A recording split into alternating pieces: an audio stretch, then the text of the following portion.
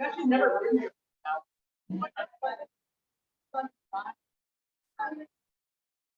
So, she moved from psychology and Torah. I don't think that's bad. Okay. I don't know if it was started. All right. It's over here. Hi. Hi. Want to see the solid feet? Yeah.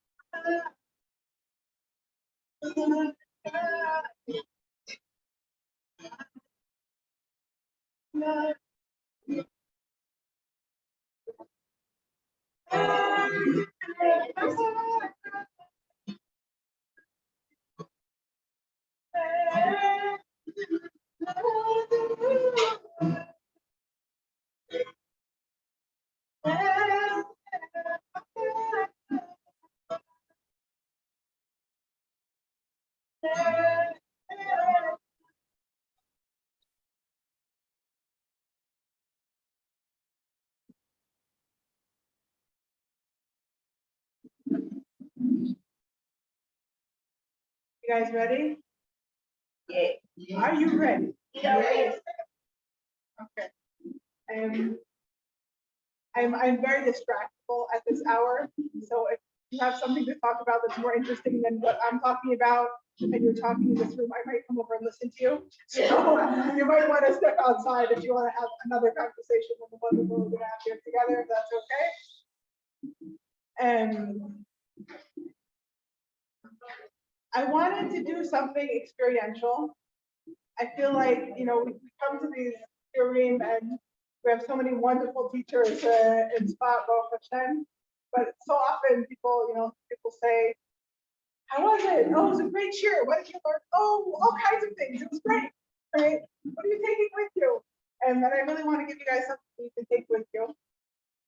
And so the idea of this workshop is to bring together the best of Tshuva and with the latest research in neuroscience and how the brain works and how we can actually change our brains and do something hands-on that we can all walk away with something as tangible as these things can get, okay?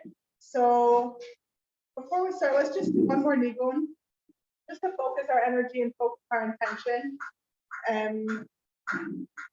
Being a human being is so complicated, right?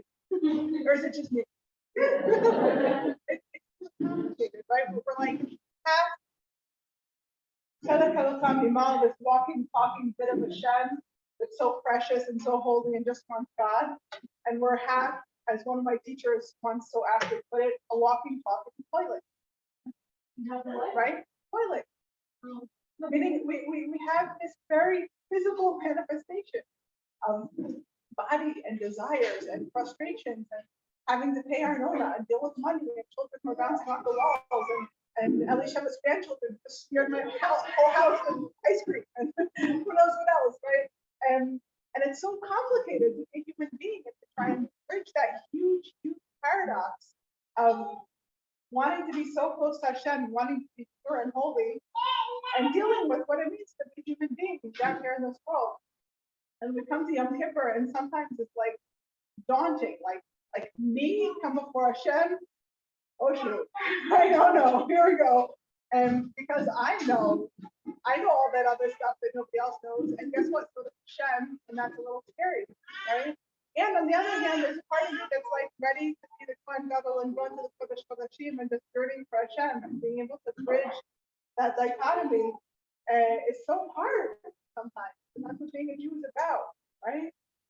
Anyway, so before we start, let's start with the nigun. We'll start with the Baal Shem Tov nigun and just try and tune into that place inside of ratzon, of kedusha, of yearning, and of the part of us that's just waiting to come into the presence of Hashem and put everything else aside. Okay?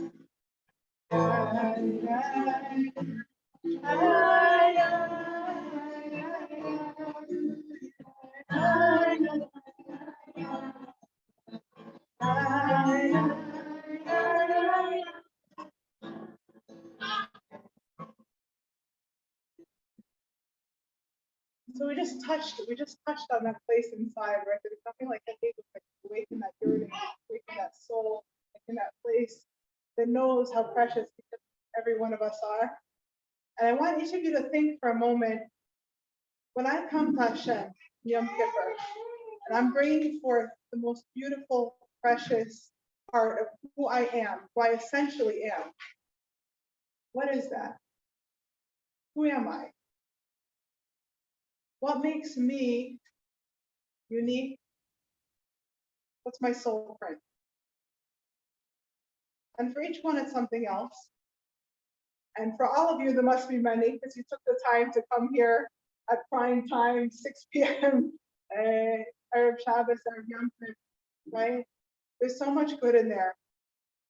And I want you to think for a moment, what is it that makes me this special, precious Jewish woman that I am? We're so used to preparing for Yom Kippur by making lists of our averas, what we did wrong. What am I doing Tshuva for? But who am I who's doing Tshuva? Who am I that these deeds aren't becoming of me, right? Who is the I that's coming before Hashem? So I want you to think for a moment about what that means, each one of us for ourselves. What is that I? What are those strengths? What is my soul print? What makes me me? And I'm looking for something that has one of my clients wants kabbalot. I want proof, right? So if I'm going to say that I'm generous, and yeah, Baruch Hashem, I gave a nice amount of tzedakah, and I took care of Alicia's grandchildren, and but whatever it is, like yeah, there are deeds that back up this quality, right? And if I say that I love Torah, yeah, this year, Baruch Hashem, I made this commitment or that commitment to learning Torah, and I don't want something just out there. I want something that you can come and say, this is me, and I show it with my thought, speech, and action. Okay, so I'm going to give you a moment to think about it, and we have laid out on the table over here a bunch of different cards, and sometimes it helps to have a visual. That there's something in that card. It doesn't have to be. Some of them have words. You don't have to pay attention to them. If you like them, great. If you don't, just like the image, go with the image. If there's something there that speaks to me and speaks to this place inside of me that I know is so precious, you can either pick up the card and take it with you for now. Make sure I get it back at the end. Or if you have a smartphone, you can take a picture of the card so you can have it with you. And then we're going to find groups of 5 to 8 ladies. Okay, so it's going to take some moving around and logistics, but we can do it. Okay, just take a moment or two to browse those cards. pick one, either take it with you or take a picture of it, and then find a group of 5 to 8 ladies and sit together in a little circle. Got it? Okay.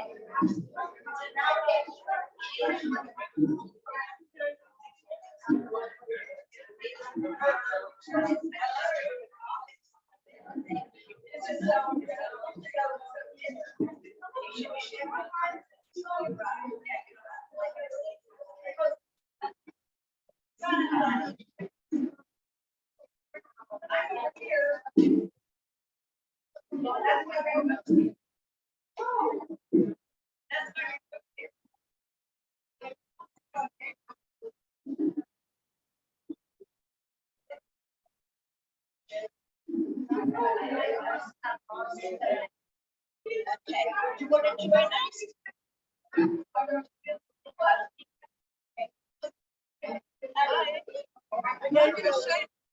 Thank you.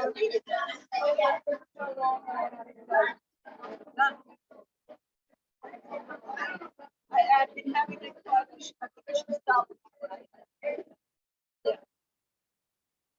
Every time they cut it, I just remind you.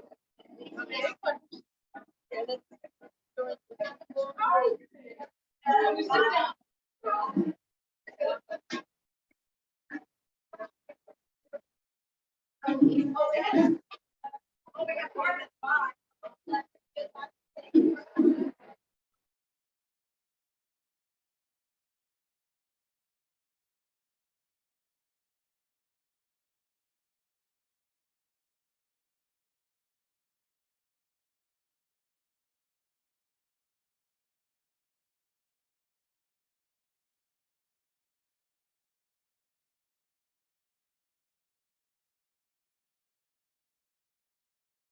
Okay. What I want you to do, and we're going to do this relatively quickly so that we share your card or your thought about your beautiful from your valid point that you're bringing with you from Yom Kippur. Share with the group, okay? And the ladies in the group are going to give you feedback. So if I took the example of generosity, I chose this card, and this year generosity is something that I worked on, and these are some of the examples of how I worked on it. Whoever in the group can genuinely say, you know, I can really see that about you. I see how you talk to people. You have ayin tova. I see how you this, I see how you that. Even if I don't really know you, there's something that I can see. If a person shows strength, I can really see that in you, and how you present yourself, and how you speak, and how you relate. Something that you can say genuinely from the heart. If you don't have something really genuine to say, don't say anything, okay? But there's just, you know, each woman here, just looking around, those of you I know, those of you I don't know, everybody's beautiful, everybody's precious, everyone has so much good. So whatever you can honestly and genuinely reflect back to them that just strengthens that good point that each person is bringing, give them that reflection, okay? So we really don't, we have about like a minute for each person. So this doesn't have to be too long and drawn out. I am bringing this, and then one or two people, yeah, I can see that because this and this, and then next. Got it? This is true. Okay. Where are you running?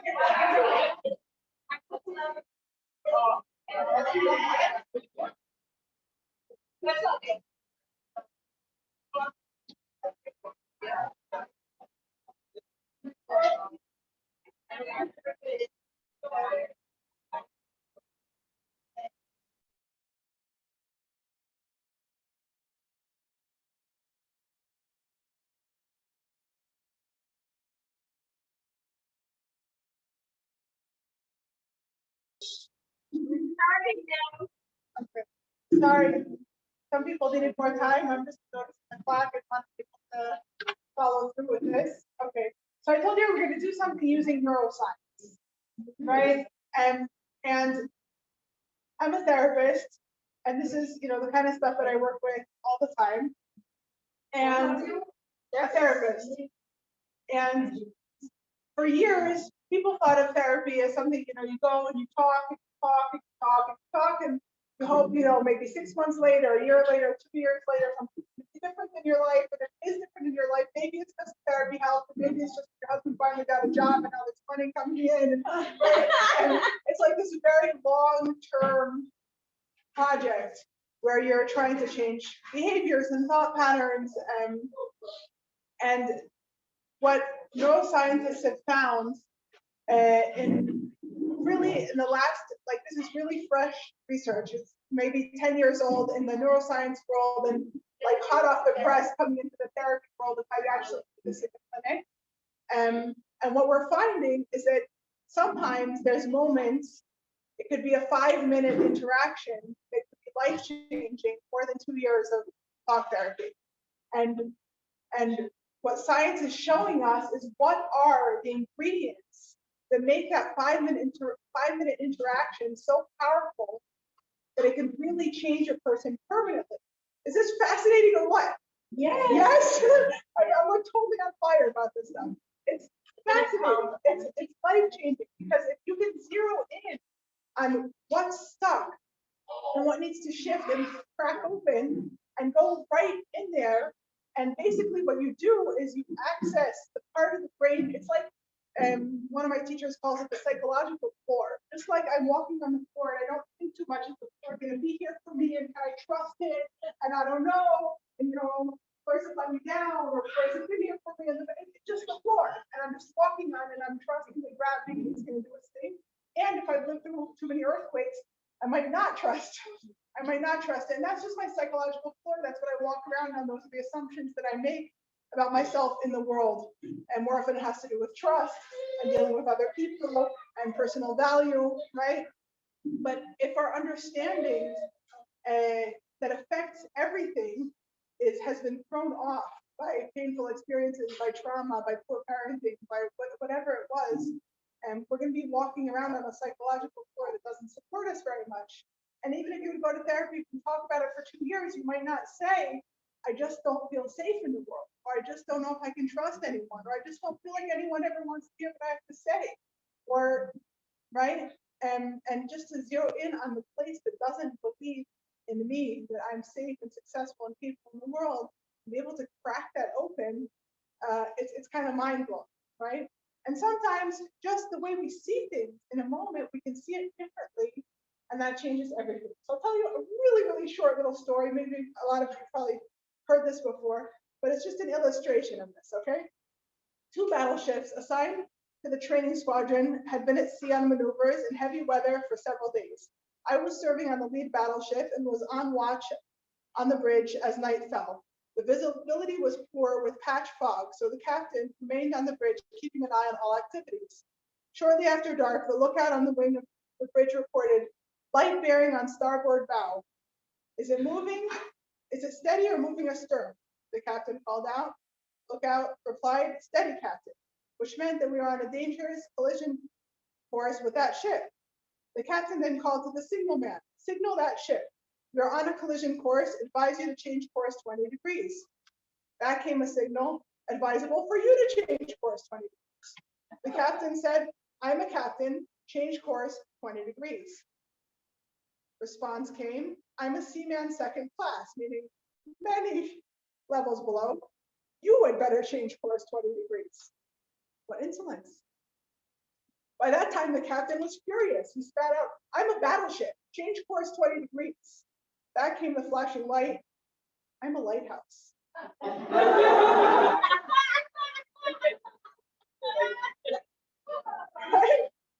And all the adrenaline was, right? He's like ready for war, right? And all of a sudden, it's just like, oh, right?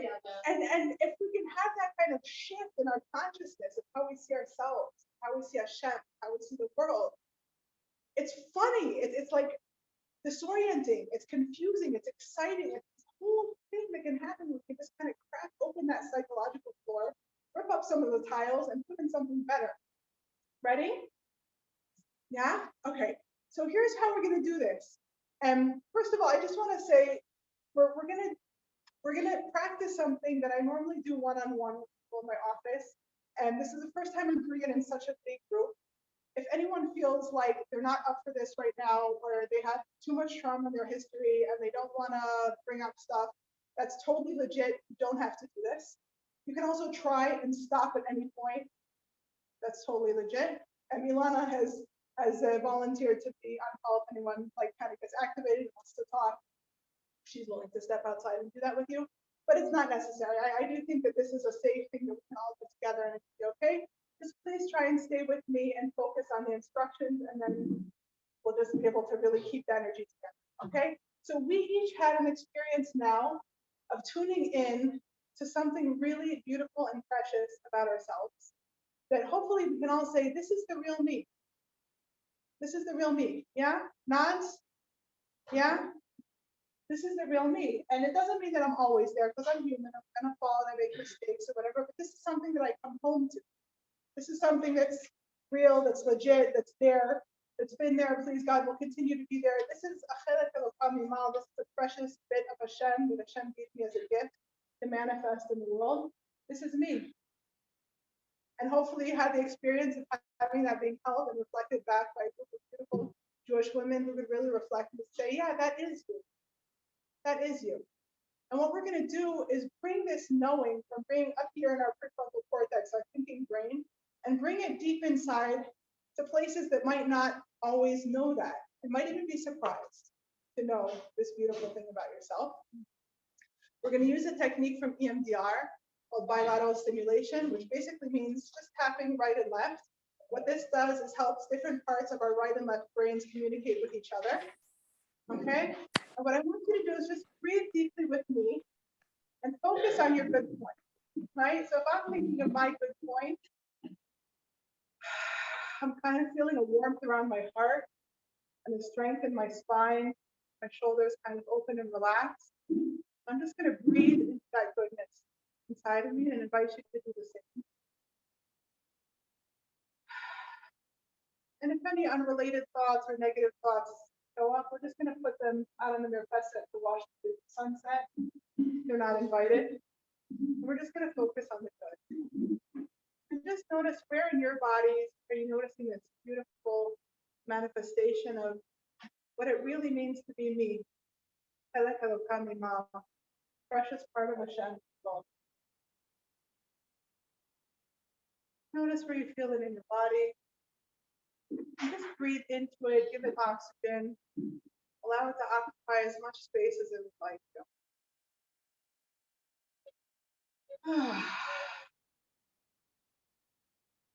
And maybe there's a color that comes to mind when you think about this beautiful quality of my real self, kind of a shade of light, and manifest this beautiful part of myself. When I think about it, maybe it's a little bit yellow or pink or blue or green. It has a little bit of a color to it, or if it's just light, and just breathe into that color if you feel it's there.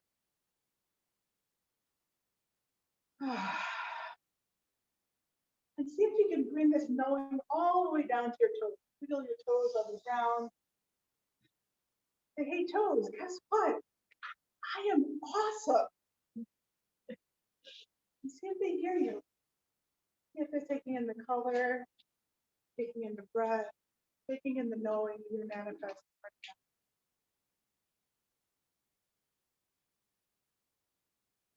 now. Okay? And when you're ready, I want you to scan and see if there's any part inside of you that's surprised. Like, what? You? Maybe it's a young part. Maybe it's a part that's been told otherwise, put down. Maybe it's been hurt or disappointed in the past. See if you can locate some part somewhere inside of you, confused or surprised just didn't know this about you. You might feel it like a sensation, like a blocking, like you're trying to make room for the light and something's kind of getting away inside. You might get an image of a younger self or of an experience that you had in the past. If you can locate a part that's surprised about this knowing you're holding. And if you do, if you could just give me a little gentle nod so I can get a read of where we're holding. Yeah. And you can welcome that part, come sit near you. You can look into her eyes. You can give her a hug. Say, yeah, that's surprising, isn't it? You didn't know that. What a shame you didn't know that back then. Huh? Wouldn't it have been wonderful if you could have always known. You know it now. Start taking it in. Yeah, yeah.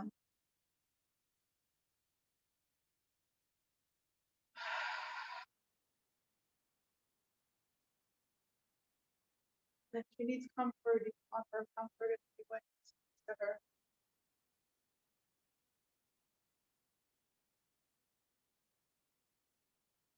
She's just able to take it knowing.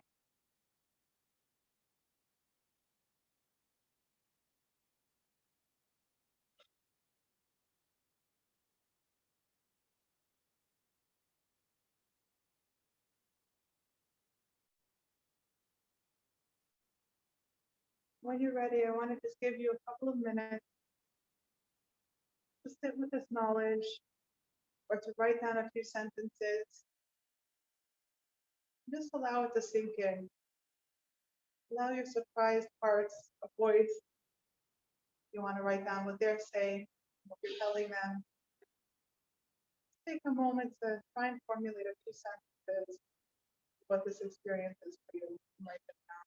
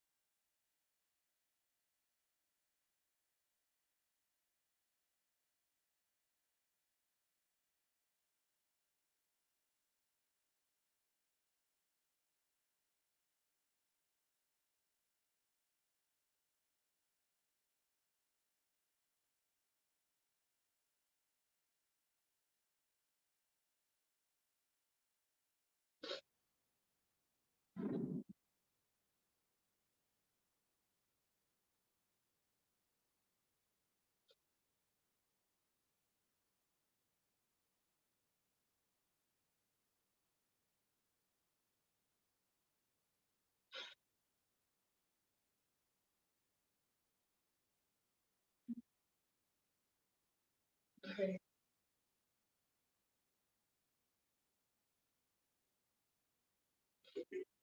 We don't have that much time left. I had one more source I wanted to share with you, and I'm debating if we should do that or if we should go into pairs and give you guys a few minutes to talk and share and just digest. So how about raise your hands if you think this would be more helpful? Yeah? And raise your hands. Do we have a break after this? No. To hear another source and relate to what we talked about, or to go into pairs and okay, so I'm going to go with the source. If there's anyone who feels like they need to step out and kind of process this, you're welcome to do so. And I will not be offended. And this is a beautiful piece from Shari Tzaddik. This was written by Rav Gedalia Aaron Koenig, the father of Rav Koenig Zatzal, who many of us knew here in Tzfat. And he has a beautiful, beautiful collection of letters that he wrote to people all over the world, from people who knew almost nothing about Yiddishkeit and were writing in English. And he would write, have somebody translate this letter for you. A huge Talmidei Chachamim, when the answers were just full of sources from all over the Tanakh and Gemara and Midrash and everywhere. And he really speaks to our generation and speaks to the challenges of our generation in a really beautiful way. I read this part and it just kind of like haunted me a little bit, and I wanted to share it with you. He's writing this, keep in mind, I checked the date, he was writing this about 20 years after the Holocaust. Okay, so these are like fresh, relatively young survivors still in Israel trying to rebuild their lives, who were probably his friends and neighbors at the time. And he's writing to someone who is going through big nisyono and having a hard time holding on to his amuna. And this is what he wrote. I'm going to read it and translate. This is, I'm going to translate loosely, forgive me. This is the greatest advice in the world. שגם אחר הכשלות ומשיכות שנפשך בעל דבר, את כל אחד ואחד הציל הרס"ב בכל חלקה טובה, בכל זאת עזרנו לאלוקי ויהודי. Even after the Yetzer Hara has torn us apart limb by limb and bit into every part and put his poison into every good portion, this advice of looking for the good points and holding on to the good, ba'od sheli, whatever is good in me, whatever is left in me, whatever is precious in me, to hold on to that. No matter what I've been through, no matter where I've been, hold on to the good. And again, hold on to my good, sing to Hashem for my place of good.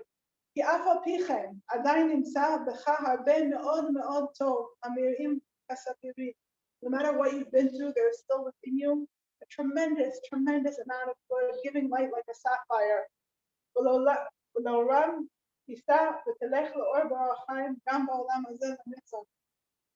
And with their light, the light of these precious sapphires of good that's still within you, can walk in their light and the light of life also in this world forever. Learn from the whole, which is true also about the individual.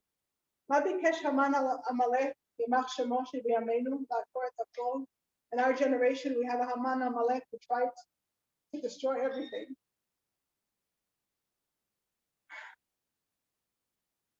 וגם, כלה בידי הקורא והצורר, יימח שמו.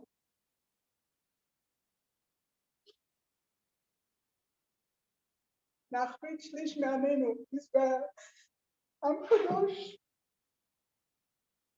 Even though he succeeded to destroy a third of our nation, succeeded.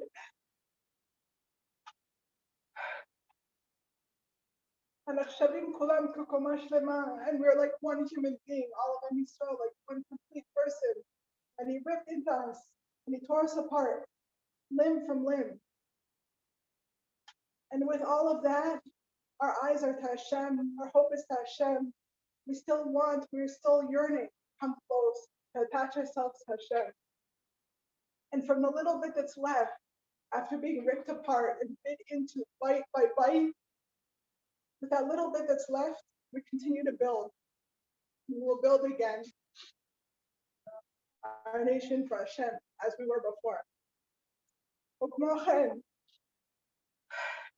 And like this, each one of us individually, from Am Yisrael, they're our own individual person, but we're also a complete world. Each individual person is a complete world in and of himself. And even though the Yetzer Hara cuts us up piece by piece into chunks, and he bites into every chunk of good that we have, and he puts his poison into every point that he can reach, and he spills our blood, and he takes our lives, he takes our days, and he wastes them on emptiness and pours them out. With the little bit that's left within us, that little bit of good, with that little bit of life force that's left within us, we return Hashem's help to rebuild and to renew. וכידוע, שיכולים להציל בן אדם ממוות. As we know, it's possible to save a life, even if there's just a very faint pulse left. That's all it takes is a little bit to save a life, to bring him back. Because the good is eternal. Okay. כידוע שיכולים להציל בן אדם ממוות על ידי דופק אחד נסתר, from a one little hidden pulse שעדיין דופק ומעז סימני חיים. It's just showing a little tiny sign of life. והטעם כי מעט הטוב היא נצחית, because a little bit of good is eternal. That good is Hashem. That good is Hashem. It's eternal. Nothing can wipe it out. That tiny, faint little pulse that's left is Hashem. Nothing can wipe it out. ועל כן הפגמים וכל העבירות וכולי וכולי אין בכוחם להכפיש אורו ללימון. All of the sins and all of the mistakes do not have the power to wipe out the light and to make it disappear. והבן מאוד הדברים לעובדה מעשה, understand this deeply, understand the facts and the deeds that come out of this. כמו שמבואר שם שרבינו ז"ל הזהיר מאוד ללך עם זאת התורה תמיד. רבינו said, go with this Torah v'zamra always. Hold on to the good, no matter what you've been through. It's not that it's 30 mitzvahs and teinaveras. It's 30 mitzvahs which are eternal connection to Hashem, who is the endless good. And 10 specks of dust. We just sweep it out the door. Nothing. It's nothing, because in the end, it's all going to disappear. It's all going to be destroyed like a bit of smoke. It's nothing. Right? It's nothing, but the good is eternal, because the good is Hashem, and we have that within us. So I want to bless all of you and bless me back. The B'ezrat Hashem, we stand before Hashem on Yom Kippur, we say, Katzbeinu b'sefer ha'chaim lemancha. We'll move the comma over a little bit, right? Write us in the book of life for you. Yeah, but the book of the sefer ha'chaim lemancha, the book of life that I want to be to, is the book about life for Hashem, of living a life for Hashem. The mancha Elokim Chaim. That's the book I want to be written into. Not just the life of, having a parnas on the kitchen, kill each other, blah, blah, blah. Right? I want that also, but I want Chaim and mancha. I want to use this good that Hashem gave me for the purpose that I was given. Right?